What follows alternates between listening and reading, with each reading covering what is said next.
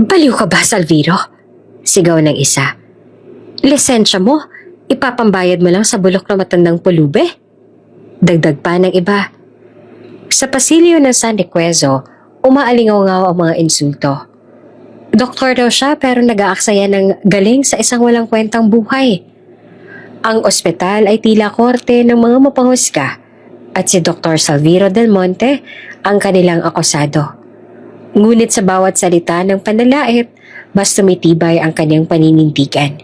Hindi niya alam, ang maduming matandang iyon na pinagtanggol niya ng buong tapang ay siya palang magbabalik ng kapalarang wawasak sa lahat ng kanilang kinatatakutan. Bago ka pa lang sa channel neto, ibang kwento ni Ate Jane, istorya mo, ikwento ko. Huwag kalimutang pindutin ang notification bell at subscribe button.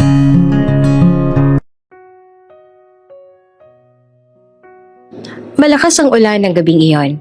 Tila pinapalo ng langit ang bubong ng San Requezo Medical Center. Sa bawat bagsak ng kulog, nanginginig ang mga bintana. At ang mga taong nagmamadaling pumasok ay tila sinasalubong ng unos na hindi lang dala ng panahon kundi pati ng tadhana. Isang malakas na preno ng sasakyan ang umalingaw sa labas ng ospital. Sumunod ang ingay ng gulong na dumudula sa basang kalsada. At saka isang nakakakilabot na thud. Parang may bagay na tumama at gumulong. Mabilis na nagtakbuhan ng ilang bystander na nakasilong sa waiting shed. Diyos ko, tao yun! Sigaw ng isa. Sa gitna ng madilim at basang kalsada, isang matandang lalaki ang nakahandusay. Ang damit nito ay butas-butas, puno ng putik at dugo. May mga galos sa braso, sugat sa mukha at ang pinakakilakilabot, isang malalim na hiwa sa tagiliran. Parang tinangkang tapusin ang kanyang buhay. Isang itim na van ang mabilis na tumakas. Halos walang nakakakita ng plaka. Ang naiwan lang ay ang kalampang ng makina nito at usok mula sa tambutsyo. Huwag kayong lumapit. Mukhang kriminal yan. Bulong ng isang nurse na nakasilip sa pinto. Baka madamay pa tayo. Dagdag pa ng isa. Sa kabila ng takot at pag-aalinlangan ng lahat, isang babaeng nakadilaw na uniforme ang agad na sumugod. Si Mirasol o Miray Gatmaytan. Isang janitress ng ospital. Basang-basa man ng ulan, wala siyang inatupag kundi alalayan ng matanda. Kuya, tulungan mo ako! Buhayin pa natin siya! Sigaw niya sa gwardya. Ngunit nagkibit-balikat lamang ito. Halatang ayaw ng madawit. Wala siya nagawa kundi buhati na mag-isa ang matanda gamit ang kanyang makakaya. Nanginginig ang kanyang katawan sa lamig at bigat, ngunit hindi siya tumigil. Habang kinakaladkad niya ang matanda, papasok ng ER, nakasunod ang mga mapanuring mata ng mga staff na hindi man lang nagtangkang kumilos. Pagdating sa loob, nagkakagulo na ang mga nurse. Ngunit imbes na tulungan, ang ilan ay umatras pa. Wala tayong impormasyon kung sino yan. Baka contagious. Baka wanted pa. Halos mawala ng pag-asa si Miray nang bumukas ang pinto ng ER. Mabilis na pumasok si Dr. Salviro Del Monte. Nakasuot ng puting coat, bitbit ang stethoscope at ang kanyang matalim na mga mata na sanay tumimbang ng buhay at kamatayan. Ano nangyayari dito? Tanong niya na malamig ngunit matatag ang boses. Dok, huwag mong hawakan yan, sabi ng isang nurse. Mukhang basurang palaboy lang. Wala namang magbabayad, sayang lang ang oras. Napatingin si Salviro kay Miray.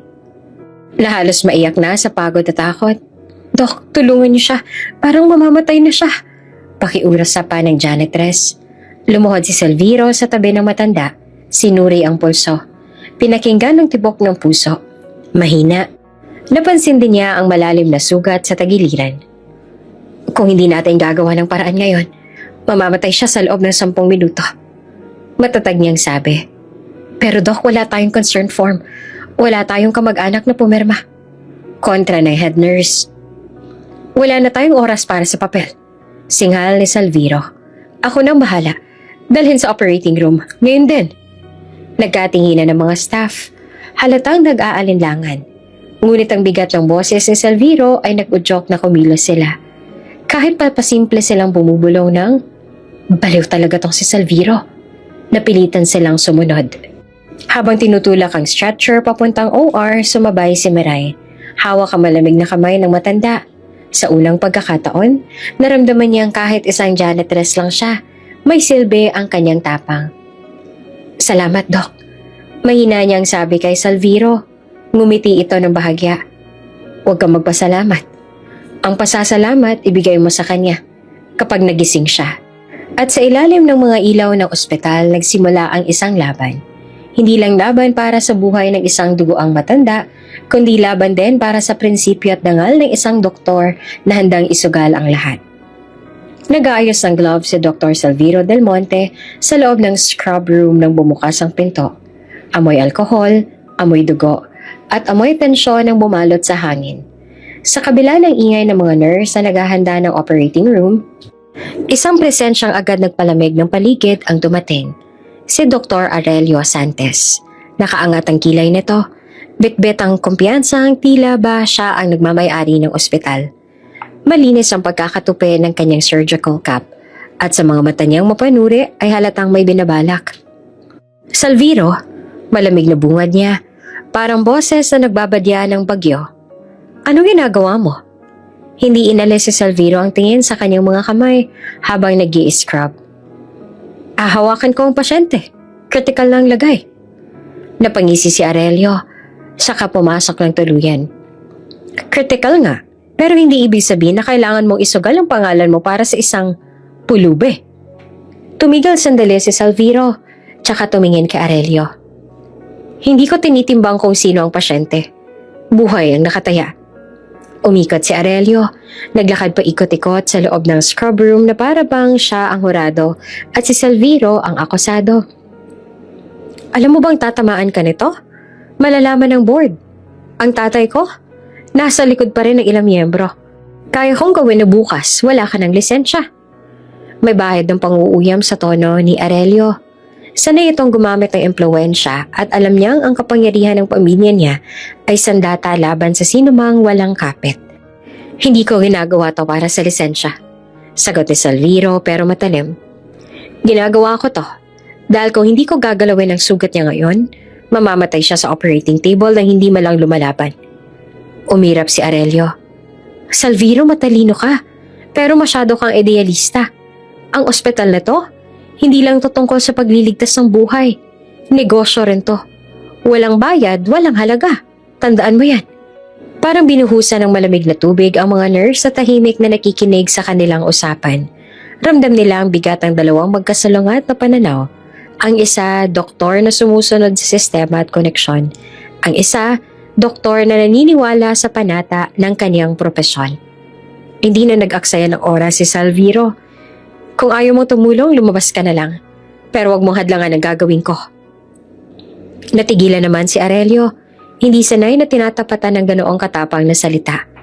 Ilang segundo siyang nakatitig kay Salviro. Parang sinusukat kung gaanong kalalim ang tapang nito. Sa huli, ngumisi lang siya at lumapit. Halos idikit ang mukha sa kanya. Bibilang ako ng araw, Salviro. At tandaan mo, hindi lahat ng laban nananalong matuwid. Tumalikod si Aurelio at lumabas. Iniwan ang mga salitang nagbabanta, ngunit hindi nakayanig kay Salviro. Bagkos, lalo itong nagpatatag. Pagpasok niya sa operating room, sinalubong siya ng malamlam na ilaw.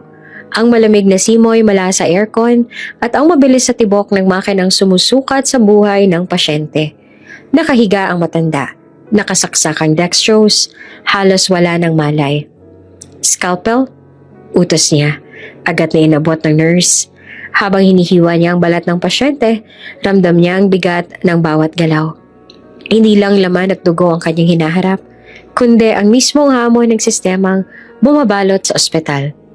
Habang abala siya sa operasyon, lumabas sa hallway si Aurelio, sinalubong ng ilang interns. Dok, hindi ba't bawal dapat hawakan yung pasyente? Tanong ng isa. Hayaan niyo siya. Sagot ni Aurelio na may mapanuksong ngisi.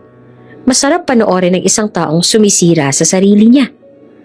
Samantala sa loob ng OR, sa bawat patak ng dugo na tinatanggal at sa bawat tahi na nilalagay, mas tumitibay ang panata ni Salviro. Hindi ako titigil hanggat may hininga siyang natitira. At sa labas ng ospital, patuloy ang buhos ng ulan. Tila sumasang-ayon ang langit na ang gabing ito ay simula ng isang laban na hindi lamang tungkol sa medisina, kundi sa dignidad ng isang tao laban sa bulok na kapangyarihan. Tahimik ang operating room. Ang tanging naririnig ay ang tunog ng heart monitor at ang mabilis sa paghinga ng mga nurse. Sa ilalim ng matitingkad na ilaw nakahiga ang matanda. Halos wala ng kulay ang mukha, parang kandilang nauupos. Scalpel? Malamig ngunit matatag ang boses ni Dr. Salviro Del Monte. Inabot ng nurse ang instrumento. Maingat ang ginawa ni Salviro ang unang hiwa, sapat para buksan ang tiyan ng pasyente. Umagos ang dugo at agad na kumilos ang surgical team upang kontrolin ito. Clamp? Suction? Mabilis na sinunod ang kanyang utos. Habang nakatutok si Salviro, ramdam niyang bawat segundo ay parang laban sa orasan. Ang atay ng matanda ay may malalim na saksak at ang pagdurugo ay patuloy kahit anong pressure ang gawin. Dok, nawawalang pulso! Sigaw ng anesthesiologist. Chest compressions, bilisan! Nagpatuloy ang compression at kahit pawis na pawis, hindi tumigil si Salviro. Sa loob-loob niya, alam niyang maraming mata ang nakatingin. Handang husgahan siya sa bawat maling galaw, pero pinili niyang tumuon lamang sa pasyente. Isang buhay na kailangang mailigtas. Okay, prepare for liver repair. Utos niya. Gumamit sila ng sutures upang ayusin ang sugat sa atay. Mahirap, delikado at halos wala ng pag-asa, pero hindi siya bumitaw. Pagkalipas ng 2 oras natapos ang critical na bahagi ng operasyon, ngunit hindi pa rin tapos ang laban. May bali ang tadyang at kailangang ayusin upang hindi tumusok ang baga. Bukod pa rito, may sugat sa ulo ang matanda na maaaring magdulot ng internal bleeding. Dok, mababa pa rin ang BP. Bulong ng nurse. Hindi siya pwedeng sumuko ngayon. Sagat ni Salviro. Hindi sa harap ko. Patuloy ang kanyang pagtahi. Pagtigil ng pagdurugo, pag-aayos ng buto.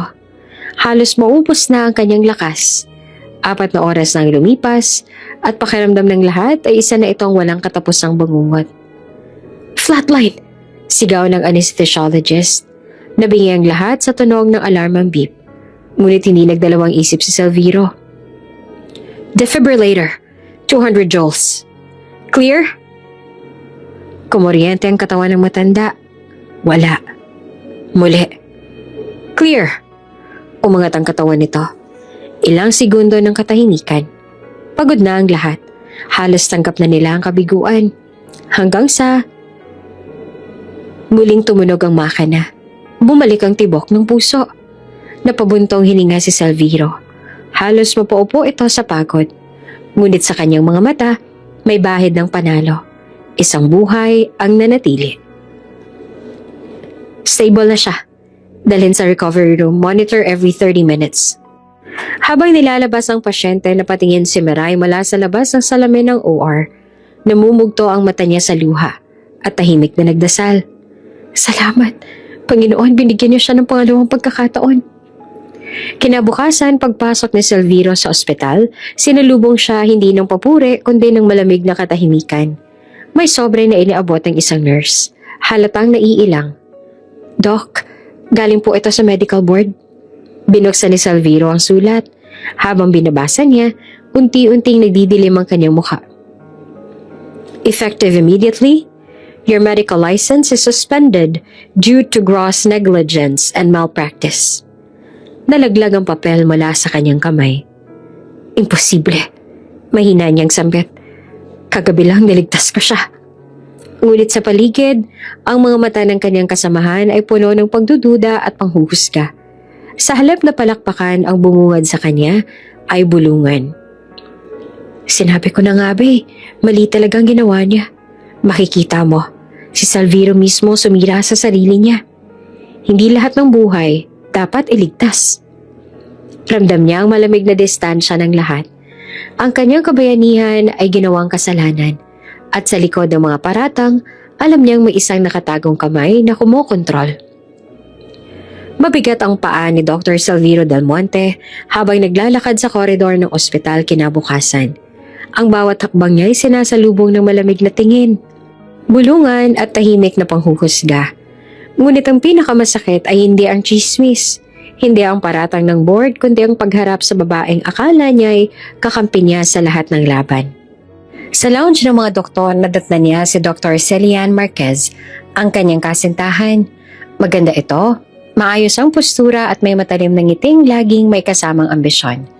Nakaupo ito sa sofa, hawak ang tasa ng kape. Tila ba wala siyang pakialam sa unos sa dinadala ng kasintahan.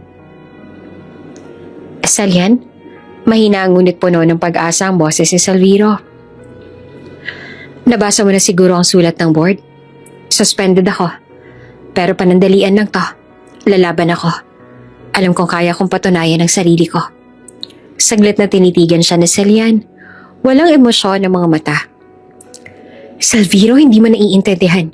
Hindi lang ito basta kaso. Ang board na mismo ang kalaban mo. Wala kang laban dyan. Lumapit pa si Salviro. Pilit hinahanap ang dating init ng kanilang samahan. Celian, ilang taon tayong magkasama, akala ko. Sabay nating haharapin ang lahat. Ikaw ang lakas ko. Napatawa ito at malamig at mapanuksong tawa. Lakas? Hindi ako papatay ng career ko dahil lang sa prinsipyo mo. Tingnan mo nga nangyari. Dahil sa isang pulube, gumuho lahat ng pinaghirapan mo. Nangilid ang luha sa mga mata ni Salviro, pero pinigilin niyang bumigay. Hindi siya pulube, Celian. Isa siyang tao. Buhay ang nakataya. Umiling si Celian tsaka tumayo. At dahil dyan, nawalang lisensya mo. Anong plano mo ngayon? Mag-drive ng taxi? Magtinda sa bangketa? Parang sinaksak si Salviro sa dibdib ng bawat salita. Ngunit ang pinakamatinding dagok ay nang pumasok si Dr. Aurelio Santos sa lounge. Dala ang mapang-asar ng ngiti. Celian, malambing ang kanyang tono. Ready ka na? May meeting tayo with the board. Gusto na lang makita ka. May magandang oportunidad na naghihintay sa'yo. Tumigil ang mundo ni Salviro. Napatingin siya kay Celian. Umaasang mag-aalinlangan ito. Napipiliin siya. Ngunit imbes ay ngumiti si Celian kay Aurelio tsaka tumingin kay Salviro. Tama na, Salviro. Hindi na ako bahagi ng buhay mo. Ayoko malunod sa pagkakamali mo. Ang kailangan ko ay taong makakaakyat kasama ko. Hindi yung hihila sa akin pababa. At sa harap ng lahat, iniwan siya ni Celian. Lumakad ito patungo kay Aurelio, sabay hawak sa braso ng lalaki na parang matagal niya nang hinihintay ang pagkakataong iyon. Naiwan si Salviro, nakatayo, hawak-hawak ang sobre ng suspensyon at ang pusong pinipiraso ng babaeng pinakamahal niya. Tahimik ang paligid. Ang ibang doktor na naroon pilit na ikinukuble ang kanilang tingin. Pero ramdam niya ang bulungan. Para bang lahat ay nagsasabing, tingnan niyo, iniwan na rin siya. Wala na talaga siyang silbi. Sa loob-loob ni Salviro, ang sugat ng puso ay mas matalim pa kaysa sa anumang hiwang na itahi sa operasyon. At sa unang pagkakataon, naramdaman niya ang tunay na bigat ng salitang iniwan. Hindi lang bilang doktor, kundi bilang tao. Mabigat ang hangin sa San Riquezo Medical Center. Sa tuwing papasok si Dr. Salviro Del Monte, ramdam niya ang mga matang nakasunod sa bawat hakbang niya. Mga matang puno ng alinlangan, takot at panghuhusga. Dati, kapag naglalakad siya sa pasilyo, ang mga nurse ay bumabati ng may respeto. Ang mga intern ay humahanga at ang mga pasyente ay tila nabibigyan ng pag-asa sa kanyang presensya. Ngunit ngayon, lahat ay nagbago. Ang mga pintong dating kusang bumubukas para sa kanya, ngayon kusa ring nagsasara sa kanyang likuran. Yan ba yung doktor na sinuspende? Bulong ng isang nurse. Oo, siya nga yung nagpumilit sa pulube. Malas nga niya. Ayoko na siyang maging supervisor sa duty, baka madamay pa tayo. Napapikit si Salviro. Pilit iniinda ang bawat salitang parang patalim na tumatama sa kanyang likod. Isang hapon habang nasa cafeteria siya, iniwasan siya ng mga dating kasamang doktor.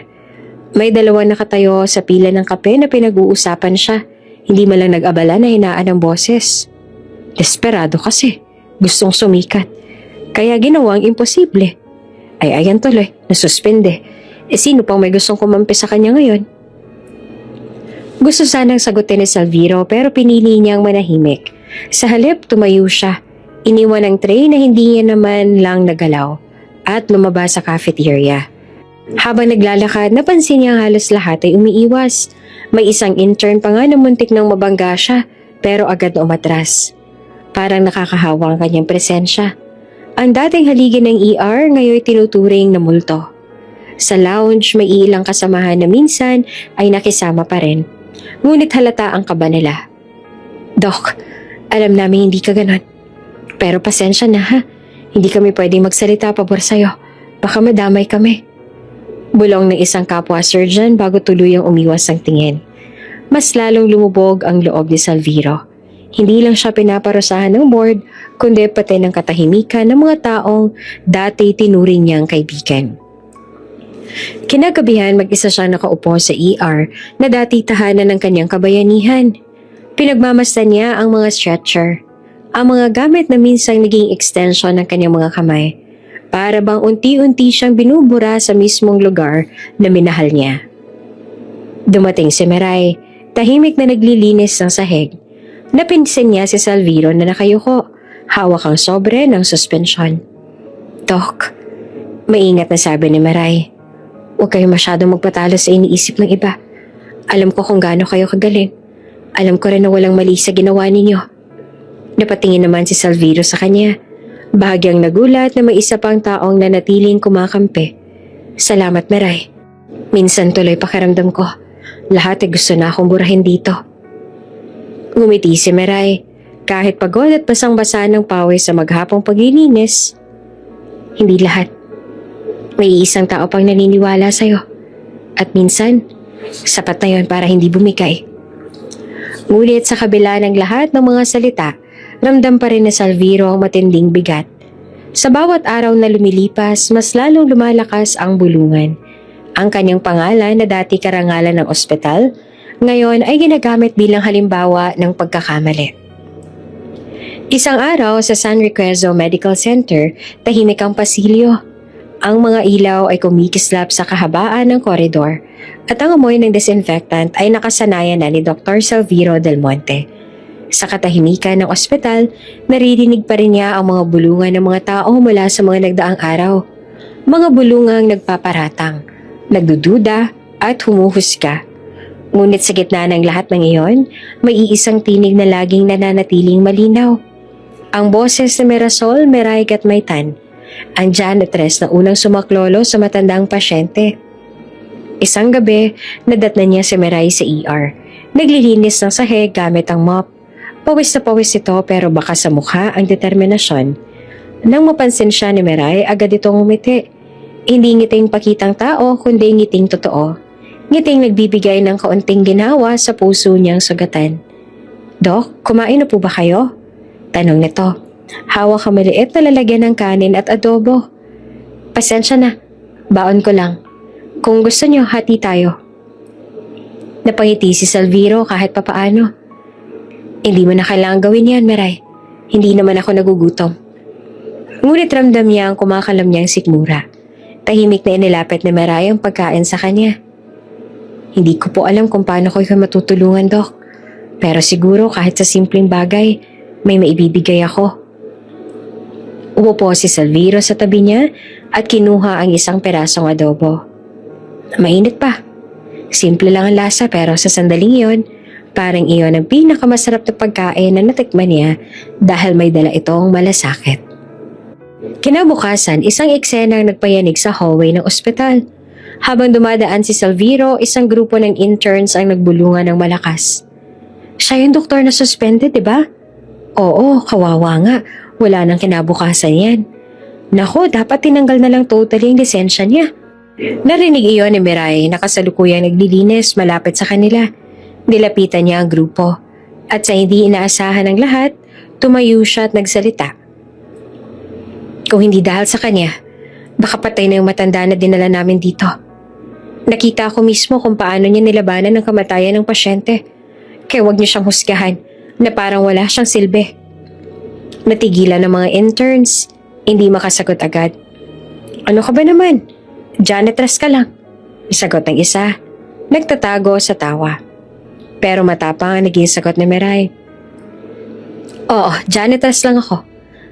Pero kahit ako, alam ko ang halaga ng isang buhay.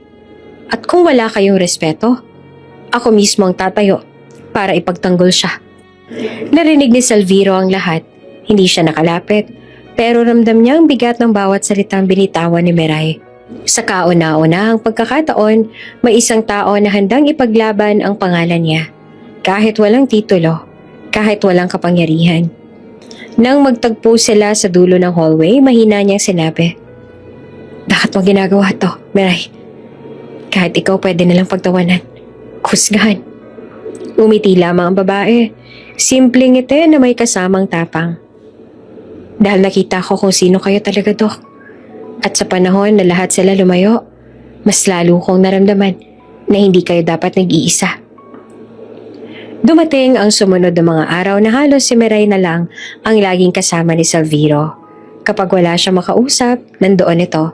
Kapag may nagbubulong laban sa kanya, naroon din siya. Hindi takot ipakita na kakampi siya ng doktor. At bagamat maliit lamang ang papel ng isang janitress sa paningin ng ospital, para kay Salviro, higit pa sa lahat ang tapang ni Miray. Sa kanyang puso, unti-unting nabuo ang isang mahalagang katotohanan. Hindi mahalaga kung gaanong kaliit ang tingin ng iba sa'yo. Ang mahalaga ay kung gaanong kalaki ang malasakit na kaya mong ibigay. At sa gabing iyon, bago siya umuwi, humarap siya kay Miray at sinabing, "Salamat. Kung hindi dahil sa'yo, baka tuluyan na akong bumigay." Ngumiti naman si Miray, hawak ang kanyang mop at sumagot din siya. "Hindi ko po hahayaang mangyari yon, Dok." Makalipas ang ilang linggo mula nang operahan si Dr. Salviro, ang matanda, unti-unting nakahinga ng maluwag ang buong ospital. Bagamat suspendido si Salviro, ang pasyente naman ay nanatili nasa recovery room at sa bawat araw ay may kaunting pagbuti. Pero isang umaga, pagkagising ng ospital sa kanilang normal na routine, isang nakakagulat na balita ang umalingaw-ngaw. Nawala ang pasyente. Imposible! Sigaw ng head nurse habang nagmamadaling pumasok sa silid ng matanda. Wala na itong laman, malinis ang kama, parang walang nanirahan doon. Wala ring record ng discharge. Agad na binalikan ng CCTV recordings, pero laking gulat ng IT staff, wala ni isang minuto ng footage mula sa gabi hanggang madaling araw. "Doc, parang binura lahat ng files." Kaba ng technician. "Hindi pwedeng ganun yun," sagot ng nurse. "Hindi mo mawawala ang files ng walang dahilan." Sa ospital, kumalat agad ang chismis. "Baka pinatakas," bulong ng ilan. "Baka may gustong itago." At tulad ng inaasahan, ang pangalan ni Salviro ang unang lumutang. Kinahapunan, pinatawag ng board ang lahat sa conference hall. Dumating si Dr. Venturio Clay, ang bagong administrator na kilala sa pagiging tuso at gahaman. Laging makinis ang buhok, suot ang mamahaling suit, at kilalang mas interesado sa kita kesa sa buhay ng pasyente. Tumayo siya sa harap, hawak ang isang folder at sa malamig na tinig ay nagsalita. "Mga kasama, may malaking problema ang San Requezo. Ang pasyenteng kinasangkutan ng ating kontrobersyal na si Dr. Salviro Del Monte ay biglang nawala. Walang discharge record, walang CCTV, walang witness. Ang tanong, sino ang may motibo?" Tahimik ang lahat, ngunit halata ang direksyon ng kanyang tingin kay Salviro. "Walang ibang pwedeng umako ng kasalanan," patuloy pa ni Venturio. "Si Dr. Salviro ang huling nagkaroon ng koneksyon sa pasyente. At ayon sa impormasyon, malamang siya mismo ang nagpatakas dito upang pagtakpan ng kanyang failed operation. Alam naman nating lahat, halos wala ng pag-asang mabuhay ang matanda pagkatapos ng operasyon." Nagbulungan ang mga miyembro ng board, ang iba'y halatang sumang-ayon na. Tumayo si Salviro, hindi kayang palampasin ang okasasyon. "Hindi ko siya pinatakas. Niligtas ko siya. Araw-araw akong pumupunta para tingnan ang kalagayan niya, kahit na suspendido ako. Huling beses ko siyang nakita, maayos ang kondisyon niya." Ngumisi si Venturio. Tila ba inaasahan niya na ang depensa. "Kaya nga, sino pa ba ang may dahilan? Kung namatay siya, masisira ka. Kung tumakas siya, wala nang ebidensya kung gumaling o hindi. At sa pagkawala niya, nagdududa ngayon ng mga donors sa ospital. May dalawa na ngang nag-pull out ng suporta dahil sa iskandalo. Sa gilid ng hall nakatayo si Miray. Bit-bit ang mop na kanina lang ay gamit niya sa paglilinis ng sahig. Tahimik siyang nakikinig at sa kanyang puso, kumulo ang galit. Hindi totoo ang sinasabi niya. Singhal ni Miray na biglang sumabat. Nagulat ang lahat. Isang janitress lang humarap sa board. Ako mismo nakakita kay Doc kung paano niya iniligtas ang matanda. Walang kasalanan si Dr. Salviro. At kung may nawawala, ibig sabihin, may mas malaking tao sa likod ng pagkawala na yon. Nag-ikot ang mga mata ng board. Halatang minamaliit siya. Tumahimik ka nga, janitress ka lang. Malamig na tugon ni Venturio. Wala kang alam sa operasyon sa sistema, sa negosyo. Kung ayaw mo mawala ng trabaho, manahimik ka. Napayo ko si Miray, pero hindi siya umatras. Lumingon siya kay Salviro at sa kanyang mga mata, malinaw ang mensahe. Lalaban tayo. Sa huli, hindi natapos ang usapan. Ipinasa ng board ang lahat ng sisi kay Salviro at naglabas ng memo. Ang pagkawala ng pasyente ay tinuturing na kasong administratibo laban sa kanya. Habang binabasa niya ang papel, ramdam niyang mas lalong humihigpit ang bitag sa paligid niya. Parang lahat ng puwersa ay nagkakaisa para sirain siya. At sa loob-loob ni Salviro, alam niyang hindi ito basta pagkakamali o aksidente. May nakatagong kamay na kumikilos sa dilim at ang pagkawala ng matanda ay simula lang ng mas malaking sabuhatan. Malamig ang gabi sa maliit na apartment na Dr. Salviro Del Monte. Nakaupo siya sa lamesang kahoy na halos sira na ang isang paa. Hawak ang isang tasa ng kape na matabang sa sobrang tagal. Nakabukas ang bintana at sa bawat dampi ng hangin, nararamdaman niya ang bigat ng mga paratang laban sa kanya. Ilang araw na rin mula nang mawala ang misteryosong pasyente at hanggang ngayon wala pa ring linaw. Sa bawat bulong-bulungan, siya pa rin ang sinisisi. Biglang may kumatok. 3 mahihinang katok lang pero nagpagulat kay Salviro. Tumayo siya at binuksan ang pinto. Nandoon si Miray. Basang-basa ng ulan. Hawak ang isang folder na mukhang pinaglumaan. Miray, anong ginagawa mo dito? 10:00 na ng gabi. Humihingal si Miray. Halatang nagmadali. Doc, may natagpuan ako. Pinasok niya ito at pinaupo. Pinuksan ni Miray ang folder at inilabas ang isang gusot na papel. Medyo basa pa at may bahid ng abo. Halatang galing sa basurahan. Kaninang hapon naglinis ako sa office ng direktor. Paliwanag niya. Narinig ko silang nagtatalo. Paulit-ulit ang pangalan ni Aurelio. Pagkatapos may narinig akong nagmamadaling lumabas. Tapos iniwan to sa basurahan. Kinuha ko po bago pa tuluyang masira. Kinuha ni Salviro ang papel. Sa loob, nakasulat sa isang magaspang na sulat kamay. Kapag oras na, siya ang ipoproklama. Bantayan si Aurelio. Napaangat ang kilay ni Salviro. Ano to? Sino sumulat ito? Umiling si Miray. Hindi ko po alam. Pero sigurado ako may kinalaman to sa pagkawala ng pasyente. Kanina parang may takot ang mga tao sa loob ng opisina. Paulit-ulit nilang sinasabi.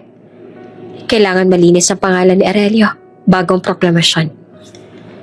Tahimik na pinagmasdan ni Salviro ang sulat. Sa isip niya, nagtatagpo ang mga peraso ng palaisipan. Si Aurelio, anak ng dating board member ang matagal nang may ambisyon sa ospital. Kung siyang ipoproklama bilang susunod na chairman, malinaw na may malalim nga na sabuhatan. Kapag oras na, bulong ni Salviro, paulit-ulit ang mga salita. Ibig sabihin may plano silang nakatago. At akong tinanggal nila sa laro para mas madali makalusot si Aurelio. Doc, sabi ni Miray hawak ang kanyang braso. Dapat maging maingat kayo. Kung nagagawa nilang burahin ng CCTV, kung nagagawa nilang itago ang pasyente, baka kayo ang sunod. Napatingin si Salviro sa kanya. Kita niya ang pag-aalala sa mga mata ng janitress. Hindi lang simpleng malasakit ang nakikita niya, kundi isang tapang na bihirang makita kahit sa kapwa niyang doktor. Kinabukasan, habang nasa ospital si Salviro para sundan ang proseso ng kanyang suspensyon, narinig niya ang bagong usap-usapan. Malapit na raw magbitiw ang chairman. Sigurado, si Dr. Aurelio ang papalit. May basbas ng board. Mas mabuti na rin. Mas kikita ang ospital kapag siya ang nakaupo. Pinakiramdaman ni Salviro ang paligid. Lahat ay nagkakaisa para itulak si Aurelio paakyat. Samantalang siya, unti-unting binabaon. Ngunit sa bulsa niya, mahigpit niyang hawak ang sulat na dala ni Miray. Ang tanging peraso ng ebidensyang magpapatunay na may mas malalim na laro kaysa sa inaakala ng lahat. Kinagabihan, muling bumalik si Miray sa kanyang apartment. May dala siyang plastic bag ng ulam mula sa karinderya. Doc, baka hindi pa po kayo kumakain? Ngumiti naman si Salviro. Salamat. Kung hindi dahil sa'yo, baka tuluyan na akong bumigay. Umupo silang dalawa, sabay kumain ng simpleng ginisang gulay. Sa gitna ng tahimik na hapunan, tumingin si Salviro kay Miray at mahina niyang sinabi, Alam mo ba, Miray? Sa dinami-dami ng tao sa ospital, ikaw lang pumili na maniwala sa akin. At ngayon, ikaw din ang nagdala ng ebidensyang pwedeng makabago ng lahat. Huwag kang mag-alala, hindi ako titigil. Hindi ko hahayaang tuluyang lumunin ng kasinungalingan ng ospital na pinaghirapan kong buuin. Tumango naman si Miray at sa kanyang ngiti, naramdaman ni Salviro ang kakaibang lakas. Sa gabing iyon, bago matulog, muling binasa ni Salviro ang sulat. Kapag oras na, siya ang ipuproklama. Bantayan si Aurelio. At sa kanyang puso ay nagpasya siya. Hahanapin niya ang katotohanan, kahit pang kapalit ay ang kanyang buhay. Halos isang buwan na ang lumipas mula nang mawala ang misteryosong matanda sa ospital.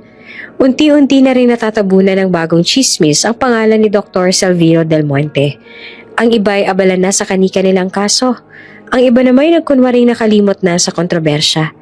Pero sa maliit niyang apartment, nanatili pa rin ang bigat ng paratang at ang lihim na sulat na natagpuan ni Miray. Isang gabi, tumunog ang kanyang cellphone, hindi karaniwan. Madalang na siyang tawagan mula nang masuspende. Nang makita niya ang pangalan sa screen, napakunot ang kanyang noo. Del Valle Group. Sinagot niya. Hello? Isang pamilyar na boses ng sekretarya ang narinig. Dr. Del Monte, ako po si Miss Felicia, assistant ng pamilyang Del Valle. Nasa kritikal po na kondisyon si Gabriel Nos Del Valle, anak ni Mr. Armando Del Valle. May tumor siya sa spinal cord na halos wala nang gusto humawak. Ang sabi po ng ibang doktor, napakadelikado daw po ng operasyon. Pero kayo raw po ang may karanasan para rito. Napatigil si Salviro. Miss Felicia, alam niyo namang suspendido ako. Hindi ako pwedeng. Doktor, putol ng babae. Halos ang mamakaawa. Kung hindi ho kayo, sino pa? Baka mawalan kami ng anak. Kinabukasan, isang itim na limousine ang huminto sa tapat ng kanyang apartment. Bumaba ang 2 bodyguard at inihatid siya sa mansyon ng Del Valle. Sinalubong siya ni Mr. Armando, matikas, kilalang negosyante. Dr. Salviro, nanginginig ang boses nito. Alam kong may kaso kayo ngayon. Alam ko rin may mga tumalikod na sa inyo. Pero nakita ko mga nauna ninyong operasyon. Wala nang ibang doktor na handang sumubok. Kung bumalpak sila, paralisado na habang buhay ang anak ko. O baka mamatay pa. Sumilip si Salviro sa kwarto at doon nakita ang binatang si Gabriel. Nakahiga, maputla, halos hindi makagalaw. Ang mga mata nito ay puno ng takot pero may bakas pa din ng pag-asa. Doktor, mahina nitong bulong. Ayaw ko pang matapos. Gusto ko pang mabuhay. At sa sandaling yun, nakapagdesisyon na si Salviro. Dumating ang araw ng operasyon. Walang press, walang ingay. Sa isang pribadong ospital, tahimik na naghanda si Salviro, kasama ang piling surgical team na kinuha ng pamilya Del Valle.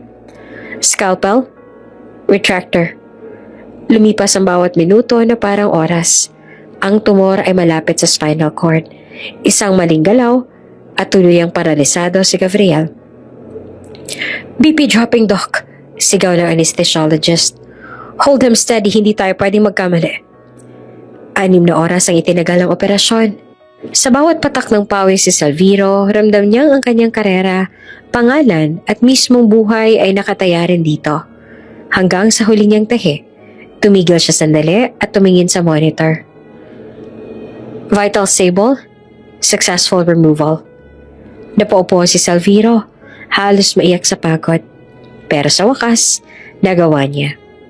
Kinabukasan nagising si Gabriel, nakakagalaw ang kanyang mga daliri. Unti-unti ring bumalik ang pakiramdam sa kanyang mga binti. Niyakap siya ng kanyang ama habang luhaan. Salamat, doktor. Binigyan niyo kami ng pangalawang buhay ng anak ko. Ilang linggo ang lumipas, kumalat ang balita. Isinulat sa mga international medical journals ang kaso. Suspended Filipino doctor saves billionaire heir through a rare spinal surgery. Nag-viral ang artikulo. Pinag-usapan sa buong mundo. Sa kabila ng suspension, pinuri si Salviro sa husay at tapang. Marami ang nagtanong kung bakit siya sinuspinde. Kung siya lang palang may kakayahang gumawa ng ganitong himala. Hanggang isang araw, dumating ang imbitasyon. You are cordially invited to the Grand Gala of the world's best doctors in Paris, France. Nakatitig si Salviro sa imbitasyon. Hindi ito makapaniwala. Sa gitna ng lahat ng pagkakait, isang bagong pintuan ang nagbukas at dala nito ang panibagong laban na mas malaki pa kesa sa lahat ng kanyang naranasan. Sa Paris, lumika ng kakaibang liwanag ang syudad ng gabing iyon. Parang bawat ilaw mula sa Eiffel Tower hanggang sa mga kalsada ay nagsasabing isang ingranding gabi ang nakalaan. Nakatayo si Dr. Salviro Del Monte sa harap ng salamin ng kanyang hotel suite. Suot niya ang isang klasikong itim na tuxedo. Hindi siya sanay sa ganitong marangyang eksena. Pero ngayong gabi, siya ay isa sa mga pangunahing panauhin ng Grand Gala of the World's Best Doctors. Sa pintuan, kumatok si Miray. Nang bumukas ang pinto, halos hindi siya makapagsalita. Si Mirasol Gatmaytan, ang janitress na dati nakasuot ng simpleng uniforme at may hawak na mop, ngayon nakagaw na kulay esmeralda. Ang buhok ay inayos ng elegante. At sa kanyang mukha, bakas ang ganda na matagal nang natabunan ng pagod at pawis. Doc, nahihiyang bulong ni Miray. Tama ba to? Baka mapahiya lang kayo sa pagdala sa akin. Ngumiti si Salviro. Inilapit ang kamay para alalayan siya. Hindi, Miray. Ikaw ang gusto kong kasama ngayong gabi. Ikaw ang dahilan kung bakit ako tumayo ulit noong halos bumagsak na ako. At kahit ano pang sabihin nila, ikaw ang reyna ko ngayong gabi. Namula naman si Miray, ngunit sa puso niya, may kakaibang tapang na namuo. Pagdating nila sa venue, isang ingranding hall na puno ng kristal na chandelier at carpet na pula at agad silang napansin. Who is she? Bulong ng ilang dayuhang doktor. She looks like a queen. At siya bang kasama ni Dr. Del Monte? Naglakad silang magkasabay at sa bawat hakbang, ramdam ni Salviro ang pagtaas ng kanyang noo. Hindi dahil sa karangalan ng imbitasyon, kundi dahil sa pagmamataas na hindi siya nag-iisa. Ngunit hindi nagtagal, dumating si Dr. Aurelio Santos. Suot ang isang puting tuxedo at kasama niya si Dr. Celian Marquez. Nakasuot ng gown na pula na parang apoy. Maganda pa rin ito at halatang ipinapakita sa lahat na siya ang bagong kasangga ng isang lalaking may koneksyon at ambisyon. Nakita ang kanilang mga mata. 4 na taong dating magkaugnay ang landas, ngayon ay nasa iisang silid. Dala ang kani-kaniyang lihim at sugat. Salviro, ngiting may bahid ng panunukso ang bati ni Aurelio. Hindi ko inakalang makakarating ka rito. At siya, tumingin kay Miray. Isang janitress, tama ba ako? Aba, kakaibang choice. Umigting ang panga ni Salviro ngunit gumiti lang. Oo, at siya ang pinakamahalagang tao na dinala ko rito. Hindi naman nakasagot si Aurelio, pero agad na sumabat si Celian. Sayang, Salviro. Kung hindi mo lang sinayang pagkakataon dati, ako sanang nasa tabi mo ngayon. Pero tingnan mo, mas maliwanag ang landas ko kasama si Aurelio. Hindi naman kumibo si Salviro, ngunit mahigpit niyang hinawakan ng kamay ni Miray. Sa mata niya, malinaw ang sagot. Hindi lahat ng makinang ay tunay na ginto. Habang tumatagal ang gabi, nag-umpisa ang gala. May mga doktor mula sa iba't ibang bansa na tumanggap ng parangal. May mga talumpati tungkol sa medisina at siyensya. Ngunit sa bawat sandali, ramdam ni Salviro na may paparating na mas malaking eksena. Sa kalagitnaan ng program, biglang bumukas ang malaking pinto ng hall. Pumasok ang isang lalaki, nakamamahaling suit, matikas ang tindig, at may presensyang nagpakaba sa lahat ng naroon. Lumakad siya patungo sa gitna, at sa malalim na tinig ay nagsalita. Mga Ginoo at ginang, ako si Don Eufrasio Vergara. Nagkagulo ang mga tao, bulungan, tanong, pagkabigla. Siya, ang matandang duguan na pinaglaban ni Salviro sa ER. Ngunit ngayon nakatayo sa harap nila, wala ni isang bakas ng kahinaan. Ang aura niya ay makapangyarihan, parang isang tao na may hawak ng lihim na magbabago sa lahat ng nakanilang nakasanayan. Nagkatinginan si Salviro, Aurelio, Meray at Celian. Iisa na sa kanilang isipan. Bakit siya narito? At anong dala niyang katotohanan? Tahimik ang buong bulwagan. Ang tunog ng mga kutsara at tinidor na kanina'y maingay sa mga hapag, ngayon ay tila nawala. Lahat ng matay nakatutok sa pintuan kung saan pumasok ang isang lalaking may matikas na tindig. Suot niya ang isang itim na suit na perpekto ang pagkakatupi. Ang sapatos ay kintab na parang salamin at ang kanyang buhok, bagamat may puti, ay inayos sa parang isang makapangyarihang negosyante. Ang presensya niya ay hindi may kakaila. Isang taong may impluwensya, kapangyarihan at yaman. Naglakad siya papasok. Mabagal ngunit puno ng kumpiyansa.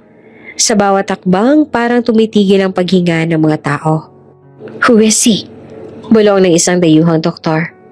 He looks important, but I've never seen him before.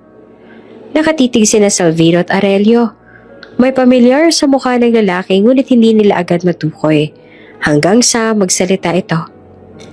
Mga Ginoo at ginang, malalim ang boses, nangingibabaw sa buong hall. Ako si Don Eufrasio Vergara. Parang kumulog sa loob ng bulwagan. Napatayo pa si Meray, muntik nang mabitiwan ang baso ng alak. Napahawak si Salviro sa mesa at si Aurelio naman nanlaki ang mga mata. Halatang hindi makapaniwala. Don Vergara? Halos sabay-sabay na bulong ng mga bisita. Nagpatuloy si Don Vergara. Nakatingin mismo kay Salviro. Oo.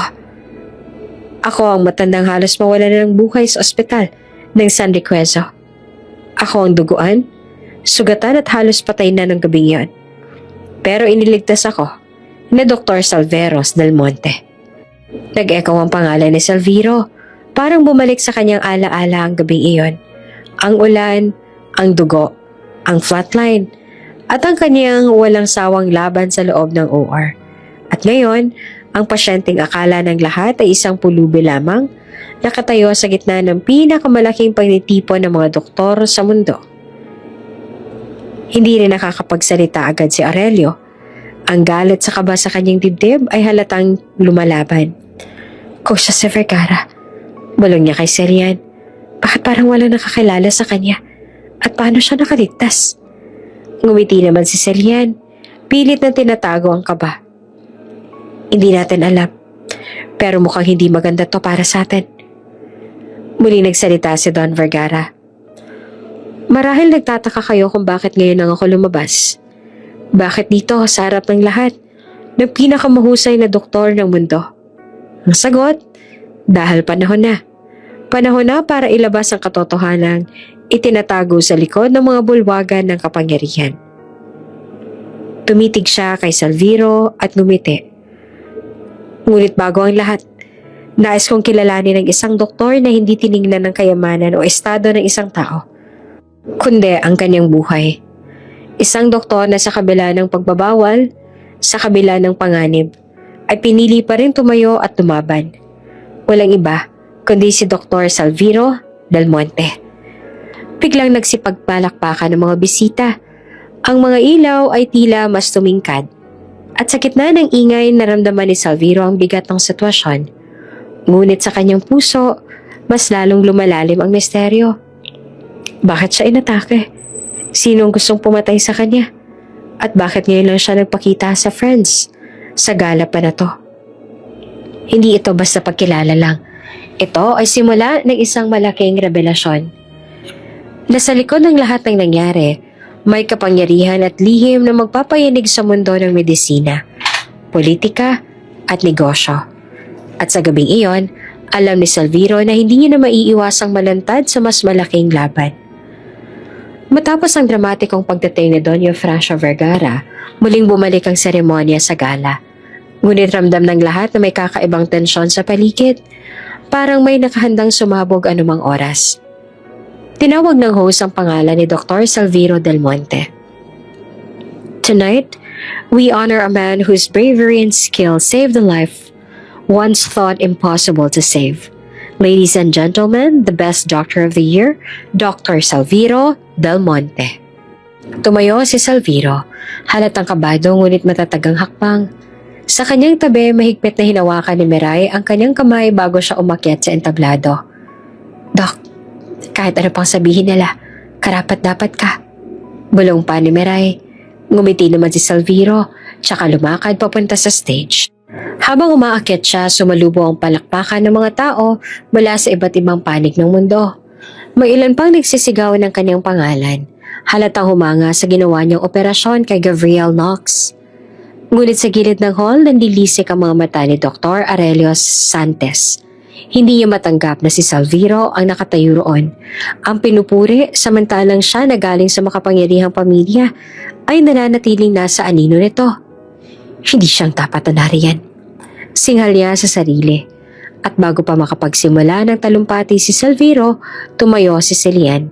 Suot ang pulang gown at sumisigaw. Hindi siyang nararapat. Nagulat ang lahat. Nilingon ng mga tao si Celian.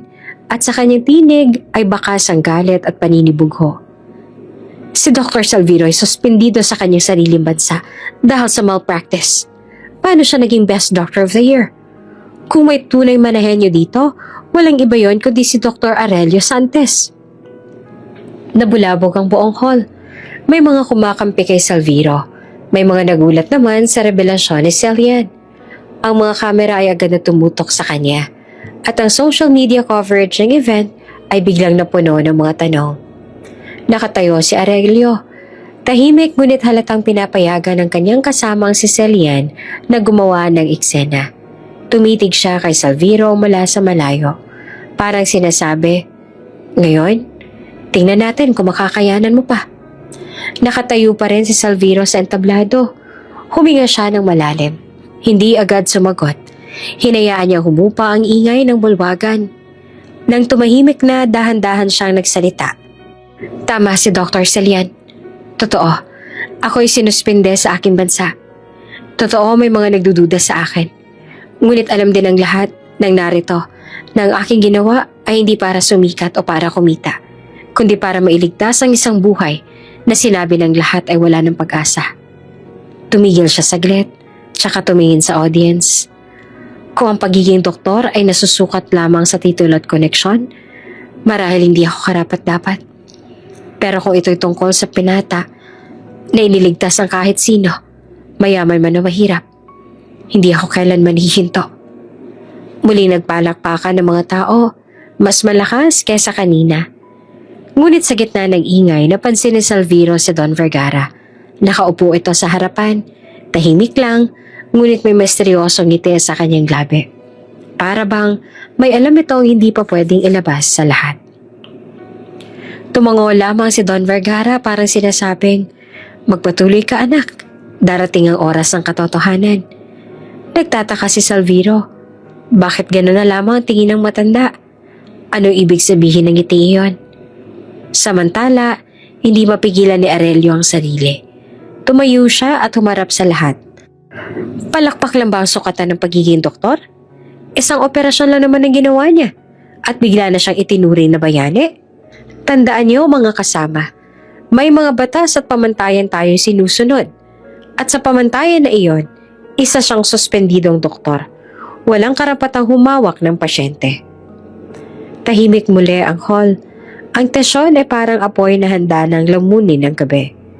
Ngunit, bago pa muli makapagsalita si Salviro, Tumayo si Don Vergara. Mabagal ngunit may bigat ang bawat galaw. Kinuha niya ang mikropono mula sa host. Mga Ginoo at Ginang, sabi niya na malalim ang tinig.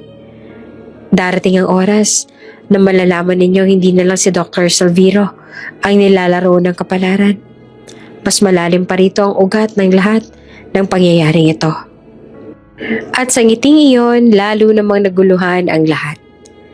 Sa gitna ng gala, matapos ang sigawan at pagbubunyag, nanatiling nakatayo si Salviro sa entablado, tanga ng award. Ang mga ilaw ay nakatutok sa kanya. Ang palakpakan ay unti-unting lumalakas muli. Ngunit sa isang sulok ng hall, may dadalawang taong halos hindi na makagalaw sa kanilang kinauupuan. Si Celian, nakatitig sa kanya na parang hindi makapaniwala sa nakikita. Ang lalaking iniwan niya, ang lalaking sinabi niyang wala ng kinabukasan, ngayon ay nakatanggap ng pinakamalaking karangalan sa harap ng buong mundo. Hindi, imposible ito. Bulong niya sa sarili. Ako ang umalis. Ako ang pumila kay Aurelio. Siya dapat ang naririto, hindi si Salviro. Ramdam niya ang panggigipit sa kanyang dibdib. Ang mga salita niya noon, wala ka ng kinabukasan, Salviro, ngayon ay parang mga palaso na bumabalik sa kanya. Samantala si Aurelio ay halos mamulan na sa galit. Nakasalubong ang kilay, nanilisik ang mata at nakatayo ngunit hindi makapagsalita. Ang mga palad niya ay nakapisil ng mahigpit. Halos mabali ang baso ng alak na hawak niya. Hindi siya dapat riyan. Bulong niya. Nanginginig ang boses. Ako dapat. Ako ang henyo. Ako ang dapat kilalanin. Ngunit walang pumansin sa kanya. Ang spotlight ay nakay Salviro. At ang mga bisita ay abala sa pagtanggap sa bagong bayani. Nagkagulo sa loob ng hall. May mga dayuhang doktor na nagtatanong kung bakit suspendido si Salviro sa sariling bansa. May mga mamamahayag na biglang sumugod para kunan ng litrato ang bawat anggulo. Ang ilan naman ay nagbubulong na baka may mas malalim na kwento sa likod ng lahat. Ngunit sa gitna ng ingay, isang boses ang muling nagpatigil sa lahat. Si Don Eufrasio Vergara. Tumayo siya mula sa kanyang kinauupuan. Dahan-dahan, ngunit bawat hakbang niya ay parang may binat na hindi pa sa lahat ng ingay sa paligid. Tumahimik ang buong hall at kahit ang kamera ay biglang lumipat ng lente patungo sa kanya. Mga Ginoo at Ginang, panimula ni Don Vergara, malalim ang boses, puno ng otoridad. Ngayon, saksi na tayong lahat sa isang doktor na tumupad sa kanyang panata. Kahit isinugal ang lahat, ngunit huwag kayong magkamali. Hindi pa rito nagtatapos ang istorya. Lumingon siya kay Salviro, tsaka ngumiti ng misteryoso. May mas malalim na dahilan kung bakit ako narito. May mas malaki pang katotohanan kesa sa nakikita ninyo ngayon. Nagbulungan ng mga tao, sabay tanong ng isa't isa. Anong ibig sabihin yan? Ngunit hindi pa rin niya nabubunyag. Sa halip, tumigil siya, uminom ng alak, at umupo muli na parang sinasadya niyang mag-iwan ng palaisipan. Si Celian ay lalo pang nabalisa. Tumayo siya. Nilapit si Aurelio at pabulong na nagsabi, hindi ko maintindihan. Parang may hawak siyang sekreto. At kung lumabas yon, baka tayong madamay. Ngumisi si Aurelio, bagamat halatang tensyonado. Kung ano man ang gawin niya, kung ano man ang alam niya, sisiguraduhin kong hindi makakaabot sa iba. Hindi niya pwedeng sirain ang plano natin. Sa entablado, tinapos si Salviro ang kanyang maikling pasasalamat. Ngunit sa loob niya, hindi siya mapalagay. Ang mga mata ni Don Vergara, ang kanyang mga salita at ang bigat ng presensya nito ay parang babala na mas malaki ang laban kaysa sa kanyang iniisip. At sa pagtatapos ng gabi, habang lumalabas ang mga bisita, naramdaman ni Salviro ang malamig na hangin ng Paris sa kanyang mukha. Nilingon niya si Miray na tahimik na nakamasid sa kanya. At sa pagitan nila ay isang hindi masabi ngunit malinaw na pangako. Ano man ang mangyari, Haharapin natin ang katotohanan. Pagkatapos ng tensyonadong parangal, nagkalat ang mga bisita sa loob ng gala hall. May mga nag-uusap sa maliit na grupo. May mga naghiinom ng champagne at ang ilan ay nakatitig pa rin kay Don Eufrasio Vergara na tila ba hinihintay ang susunod niyang sasabihin. Sa isang sulok, si Mirai ay nakatayo lamang, nakahawak sa baso ng juice. Hindi siya sanay sa ganitong marangyang kapaligiran. Pakiramdam niya ay isa pa rin siyang janitress na napadpad sa isang palasyo. Ngunit hindi rin niya maitago ang tuwa sa presensya ni Salviro dahil sa kabila ng lahat, siya ang pinili nitong dalhin dito. Biglang lumapit si Don Vergara. Ang kanyang tindig ay nakaka-intimidate. Ngunit ang ngiti sa kanyang labi ay may halong pag-init ng loob. Tumigil siya sa harap ni Mirai at tumingin diretso sa kanya. "Salamat," malalim niyang sabi. Nagulat si Mirai. Napatingin sa paligid, baka hindi siya ang tinutukoy. "Po?" "Salamat sa pag-aalaga noong ako'y walang malay." Pagpapatuloy ni Don Vergara. "Ikaw ang unang beses na narinig ko. Ang kamay na nagpatuloy ng buhay ko. Kahit iniwasan ako ng lahat, hindi kita malilimutan." Nanginig ang kamay ni Mirai. Sa isang iglap, pumalik sa kanyang alaala ang gabing iyon. Ang malalakas sa ulan, ang dugo ng matanda sa kanyang uniforme, at ang desperadong pag-iyak niya habang hinihila ito papasok sa ER. Kayo po pala yun?" Nanginginig ang kanyang tinig. "Kayo ang matandang dinala ko sa ospital? Yung halos mamatay na sa harap ng gate?" Tumango si Don Vergara at sa kanyang mga mata ay bakas ang pasasalamat. Sa di kalayuan na patigil si Salviro, pinagmamasdan ng tagpong iyon, hindi niya maipaliwanag ang pakiramdam. Parang may ugnayang mas malalim sa pagitan ni Mirai at Don Vergara. Lumapit siya at doon narinig niya mismo ang revelasyon ni Don Vergara. "Hindi alam ng marami, pero ako ang tunay na may-ari ng San Requezo Medical Center." Wika ng matanda. "Matagal ko nang itinago ang aking katauhan sa publiko. Ngunit ng gabing iyon, nang tangkain akong patayin, doon ko na lamang may malalakas na kamay na kumikilos laban sa akin. At ikaw, Salviro, at ikaw, Mirai, kayo ang naging dahilan kung bakit ako narito ngayon." Nanlaki ang mata ni Salviro. "Kayong may-ari ng San Requezo?" Tumango si Don Vergara. "At kayo ang dalawang tao na hindi tumalikod noong lahat ay lumayo." Nagbulungan ang mga tao sa paligid. Ang ilan hindi makapaniwala. Si Aurelio nanlilisik ang mga mata at si Celian ay halatang kinabahan. Samantala si Mirai ay halos hindi naman makapagsalita. Sa lahat ng taong posibleng iligtas siya, hindi niya akalain na ang tinulungan niyang matanda ay isa palang pinakamakapangyarihang tao sa ospital. Bakit? Bakit kami?" Tanong niya na halos pabulong. Ngumiti si Don Vergara. "Dahil sa simpleng dahilan. Pinili niyo ang tama, kahit walang kapalit. At iyan ang tunay na yaman na hindi kayang bilhin ng sinuman." Naglakad palapit si Salviro kay Mirai at Don Vergara. "Kung kayo ang may-ari ng San Requezo, bakit hindi niyo agad nilantad ang sarili ninyo? Alam niyo bang halos mawala ang lahat sa akin? Sinuspindi nila ako, siniraan, halos burahin ang pangalan ko." Tahimik lamang si Don Vergara, tsaka marahan nagsalita. "Dahil hindi pa oras. May mas malalim na dahilan kung bakit ako nanahimik. May mga taong inaakalang sila ang may hawak ng kapangyarihan. At gusto ko makita kung sino ang tatayo sa gitna ng unos." Nagkatinginan sina Mirai at Salviro. Sa gitna ng kaguluhan ng gala, lalong lumalim ang misteryo. Bakit silang dalawa? Paano sila napiling maging bahagi ng mas malaking laban? At ano pang mga lihim na hawak ni Don Vergara? Isang bagay ang malinaw. Ang gabi ng gala ay hindi pa nagtatapos, kundi simula ng pagbubunyag ng mga lihim na matagal nang nakatago sa ilalim ng pangalan ng San Requezo. Pagbalik ni Salviro at Mirai mula sa France, hindi mainit na palakpakan ang sumalubong sa kanila, kundi mga flash ng kamera at maiingay na tanong ng media. Sa paliparan pa lang, nagkagulo na. Dr. Salviro, ano masasabi ninyo sa suspension ninyo habang tinatanghag kayong Best Doctor of the Year?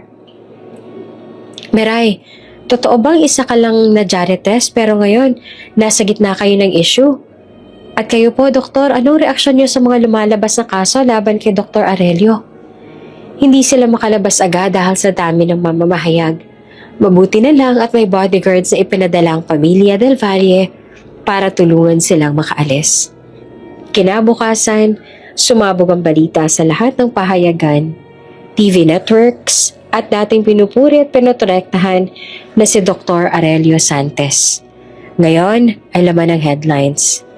Santos, idinawit sa malpractice at kickback scandal.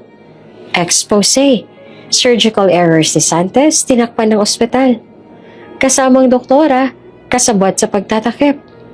Celian Marquez, nababanggit din. Nakalabas ang mga testimonya ng ilang pasyente na nagtamo ng komplikasyon matapos operahan ni Aurelio. May mga dokumento nagpapatunay na tumanggap siya ng kickback mula sa supplier ng ospital.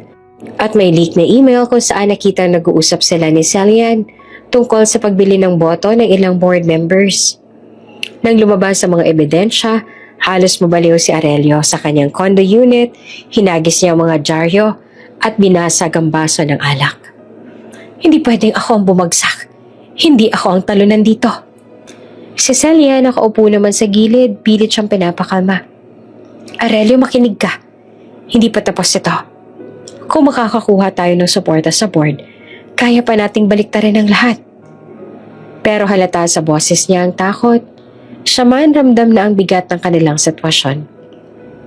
Samantala, sa San Requezo Medical Center, isang emergency board meeting ang ipinatawag. Lahat ng directors ay nandoon, kabilang na ang ilang shareholders na dati kampe kay Aurelio. Mga kasama, paniwala ng chairman pro tempore. Hindi natin maaaring baliwalain ang lumalabas sa iskandalo. Ang reputasyon ng ospital ay nakataya. Anong gagawin natin? Agad na sumabat ang isa. Tanggalin na natin si Aurelio. Hindi na siya pwedeng manatili dito. Ngunit may ilan pa rin nag-aalinlangan. Paano kung gawa-gawa lang ang ebidensya? Baka planong siraan siya para maitulak si Salviro. Ngunit bigla nagsalita ang isa pang board member. Hindi gawa-gawa ang mga papeles. Ako mismo ang nakakita ng perma ni Aurelio sa kontrata ng supplier. At isa pa, may pasyente akong kamag-anak na muntik nang mamatay dahil sa operasyon niya. Natahimik ang buong silid. Sa labas ng ospital, nagsapa rin ng media. May mga rally ng pasyente at pamilya na humihingi ng hustisya laban kay Aurelio. May mga placard na nakasulat, hustisya para sa biktima at tanggalin ang tiwalang doktor. Si Salviro, bagamat may mga batikos pa rin tinatanggap, ay unti-unti nakikita ng publiko bilang biktima ng sabuatan. Ngunit hindi pa rin siya ligtas. Ang kanyang kaso ay hindi pa pinabawi ng board. Sa kalagitnaan ng meeting, biglang pumasok si Don Eufrasio Vergara. Suot ang kanyang simpleng kulay abong suit. Tahimik ang lahat nang makita siya. Ang tunay na chairman na matagal nang inaakalang wala na. Mga kasama, wika niya. Matagal na ako nananahimik. Pero ngayong nakita ko na kung hanggang saan ang kayang gawin ng ilan sa inyo. Hindi na ako pwedeng magbulag-bulagan. Si Dr. Aurelio ay hindi biktima, kundi salarin. At ang kasabwat niya, tumingin siya sa gilid, ay si Dr. Celian Marquez. Nagkagulo na ang mga directors. Samantala, sa labas naman ng building, nakikinig si Salviro at Meray sa balita mula sa mga reporter. Ramdam nilang may mas malaking pumutok sa loob ng boardroom. Doc, mahinang sabi ni Meray. Para hindi pa ito ang dulo. May mas malalim pa kasinungalingan. Tumango si Salviro. Oo, Meray. At oras na para harapin natin yon.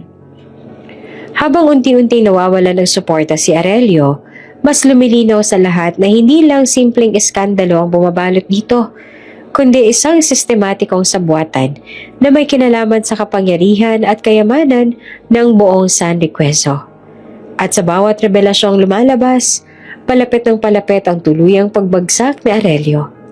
Ngunit alam ng lahat, hindi pa ito ang huling putok ng katotohanan. Sa loob ng boardroom ng San Riquezo, mabigat ang katahimikan. Nakaupo ang mga directors, ang ilan ay may kaba, ang ilan naman ay may halong inis at pagkalito. Ang mga dokumento sa mesa ay nagkalat.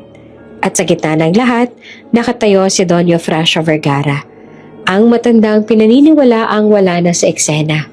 Ngayon ay nasa hirap nila, buhay at matikas. Mga kasama, panimula niya na malalim at mariin. Ako si Don Eufrasio Vergara, ang tunay na chairman ng San Riquezo Medical Center. Parang sumabog ang bulwagan sa bulungan.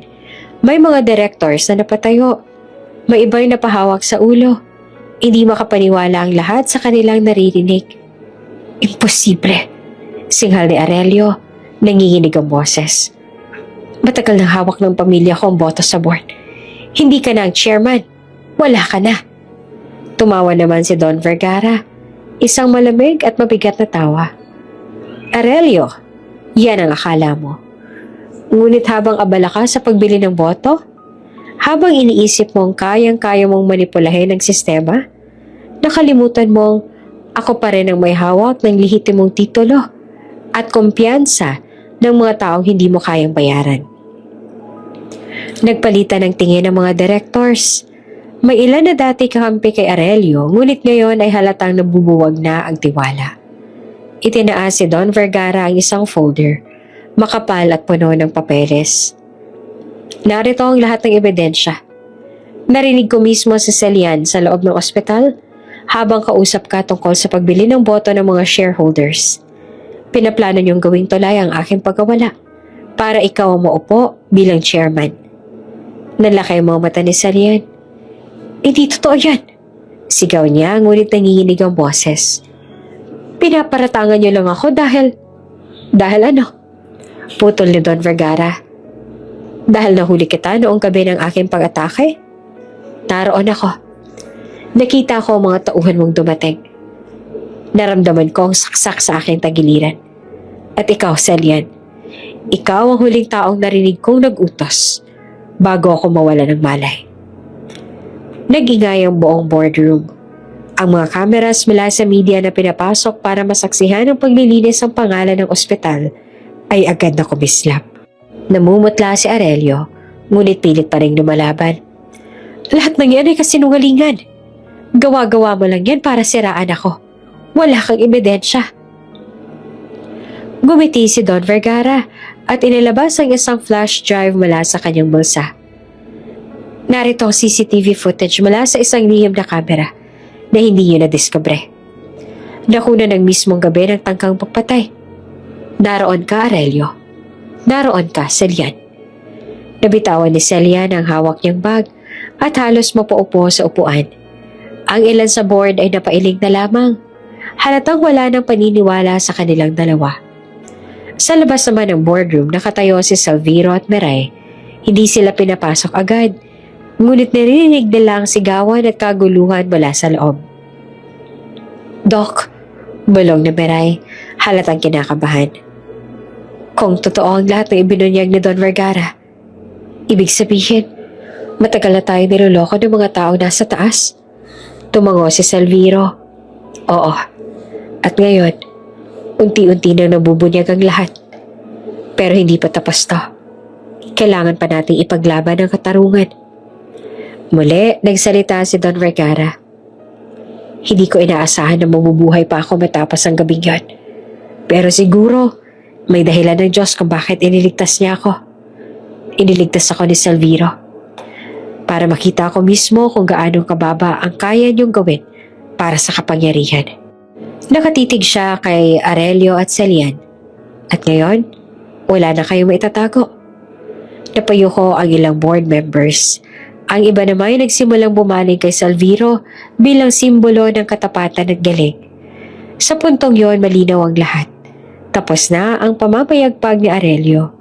Ngunit higit pa sa pagbagsak ng isang tao, may isa pang tanong na lumutang.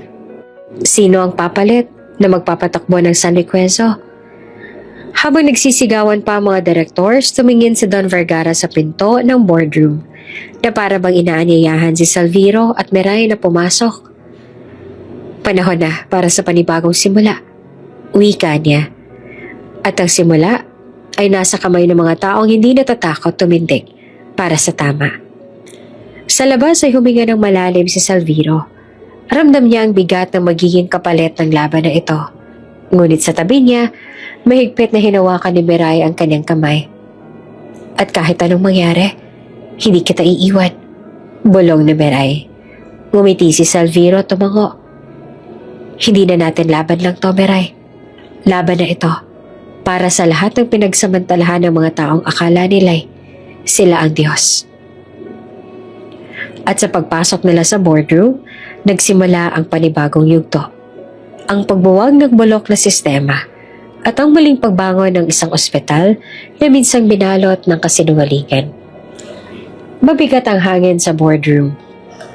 Matapos ang pagbubunyag ni Don Vergara laban kina Aurelio at Celian, ang mga directors ay tahimik na nagbubulungan.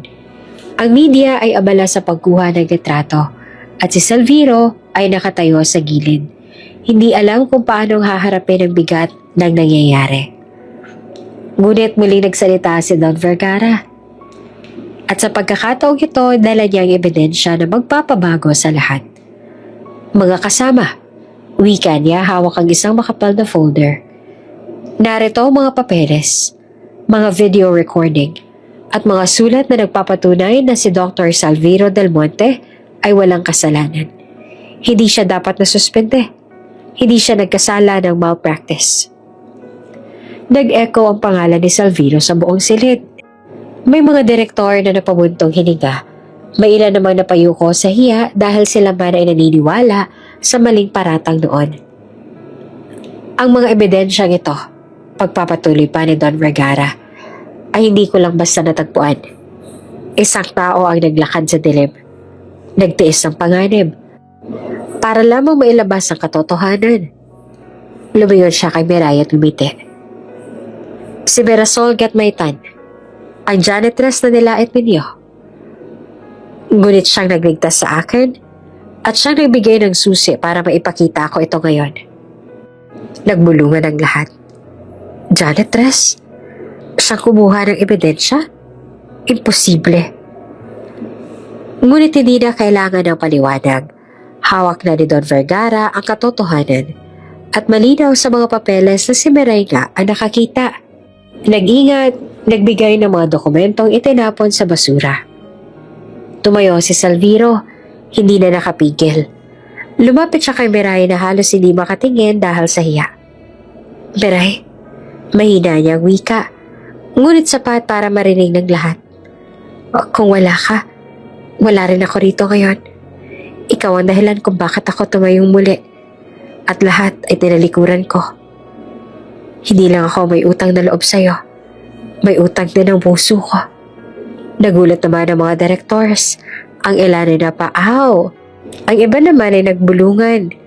Ngunit hindi iyon inintindi ni Salviro. Lumuhod siya sa harap ni Miray. Walang pakialam sa media, sa board o kahit kanino.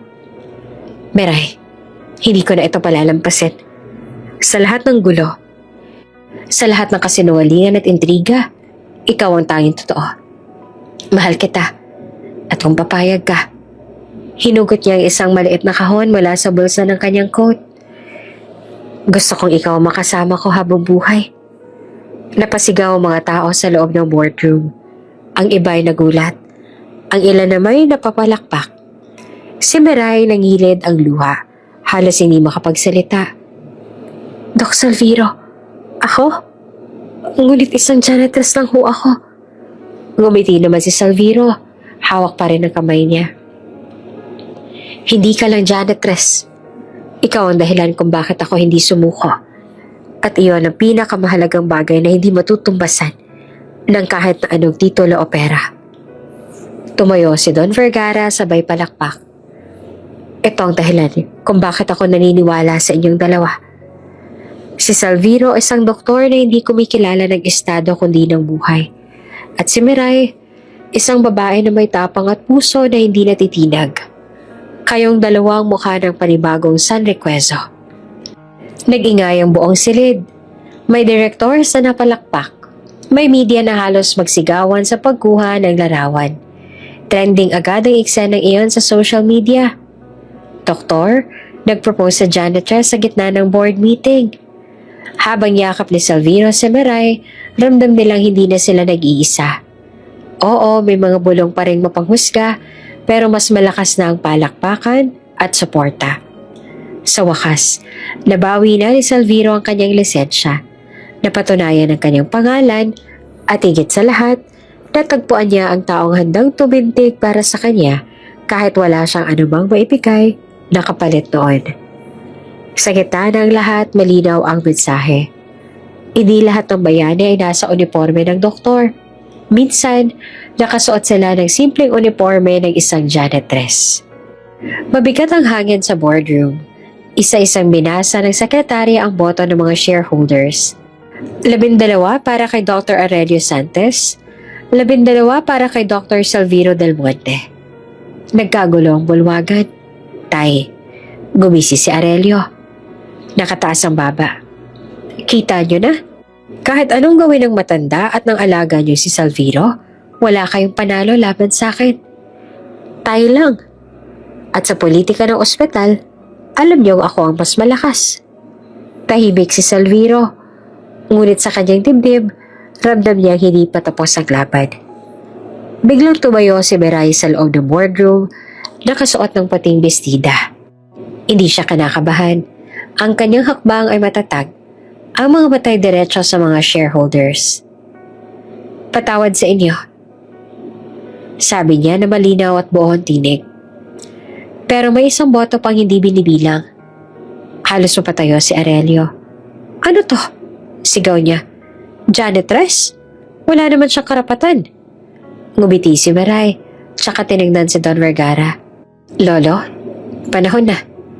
Tumayo si Don Vergara at sa unang pagkakataon, inilantad ang lihim na itinago niya sa loob ng maraming taon. Mga kasama, si Mirasol Gatmayta na hindi bastang janitress. Siya ang aking apo, ang dugo ng aking pamilya. At mula pa noon ay isa ng lehitimong shareholder ng San Requezo. Siya ang aking mata sa ospital. Ang nag-uulat sa akin ng lahat ng katiwalaan habang ako ay nagtatago. At ngayong gabi, siya ang magbibigay ng huling boto. Nagbulungan ang buong boardroom, may ilan na napatayo. Ang iba naman ay nagulat na lang at napaupo. Apo? Bulong ng isang direktor. Ibig sabihin matagal na siyang kabilang sa atin? Imposible! Sigaw ni Aurelio, nagiginig sa galit. Isa lang siyang tagalinis. Ginawa niyo lang siyang kasakapan. Ngumiti si Don Vergara. Kung janitress man siya sa paningin mo, mas malinis ang kanyang budhe kaysa sa lahat ng kayamanan mo. Siya ang nagligtas sa akin. At siya rin ang nag-ipon ng ebidensyang sumira sa kasinungalingan ninyo.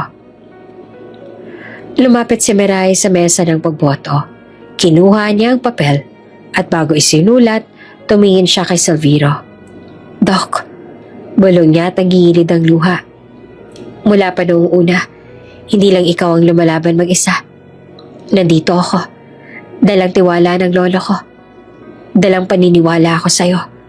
At ngayong gabi, ako mismo pipili para sa kinabukasan natin. Naginginig ang kamay ni Salviro ngunit tumayo siya. Ano ba rin desisyon mo, Miray?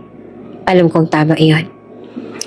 Isinulat ni Miray ang kanyang boto at nang ipahayag ng sekretarya, 13 para kay Dr. Salviro Del Monte, 12 para kay Dr. Aurelio Santos. Sumabog ang bulwagan sa palakpakan. Napatulala si Aurelio. Hindi maaari. Nabitawan niya ang kanyang ballpen. Napaupo at halos mawala ng ulirat. Si Celia naman ay napaiyak at nagkuble ng mukha. Alam niyang tuluyan ng gumuho ang kanilang mga plano. Samantala si Don Vergara ay tumayo at itinaas ang kamay ni Salviro. Mga kasama, formal kong ipinapahayag na ang bagong chairman ng San Requezo Medical Center ay si Dr. Salviro Del Monte. Isang doktor na hindi lang kumilala sa pera o kapangyarihan, kundi sa halaga ng bawat buhay. Lumapit si Salvino kay Miray at niyakap ito. Salamat, Miray. Hindi lamang sa boto, kundi sa tapang mong ipinakita. Kung ikaw ang mata ng Don, ikaw naman ang naging liwanag ko. Luhaan man si Miray, ngunit gumiti. At ikaw ang lakas ko, Doc. Simula ngayon, hindi na tayo basta janitress at doktor. Tayong dalawa na ang magtataguyod ng San Requezo. Nagpalakpakan ng lahat at sa harap ng media at shareholders, malinaw ang mensahe. Lagwakas na ang kasakiman at kasinungalingan at pinalitan ito ng katotohanan at pagmamahalan. Bago ka pa lang sa channel neto, ibang kwento ni Ate Jane, istorya mo, ikwento ko. Huwag kalimutang pindutin ang notification bell at subscribe button.